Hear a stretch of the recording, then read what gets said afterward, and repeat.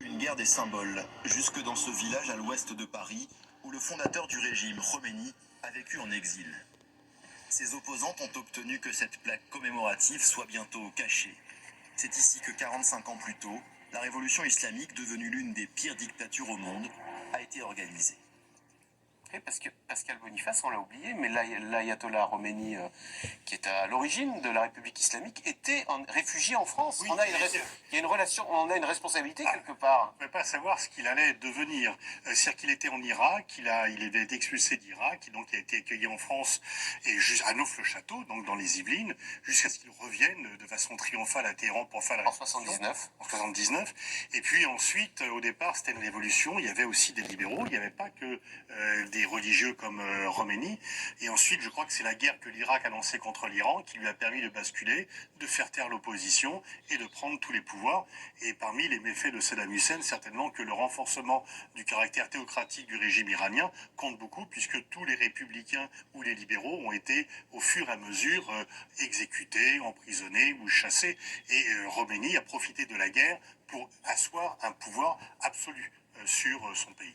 Agnès Levallois, question téléspectateur. Les Iraniens qui ne manifestent pas, sont-ils favorables au régime, neutre ou effrayés? Est-ce qu'il y a une petite minorité, une petite bourgeoisie iranienne qui, au fond, se satisfait de ce régime et le soutient en disant on n'est pas si mal, et qui regarde d'ailleurs en Syrie ce que ça peut donner quand ça dérape?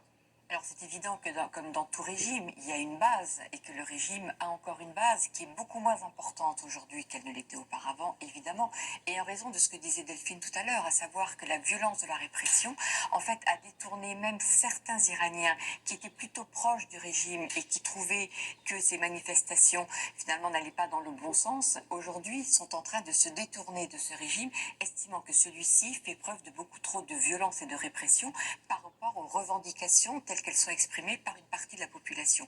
Donc ce régime a toujours une base qui continue à exister.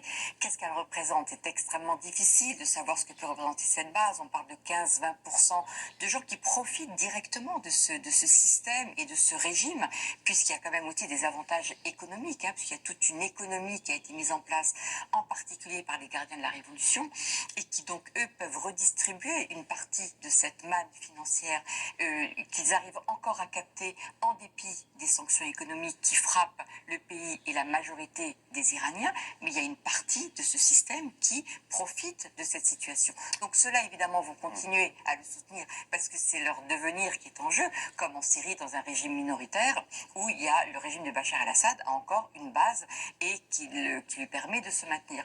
Mais je pense que effectivement, avec la répression qui est de plus en plus forte, il y a de plus en plus d'Iraniens qui se posent des questions sur cette stratégie qui a été adoptée par ce régime, estimant que les revendications au départ ne remettaient pas en cause les fondements même de la République islamique.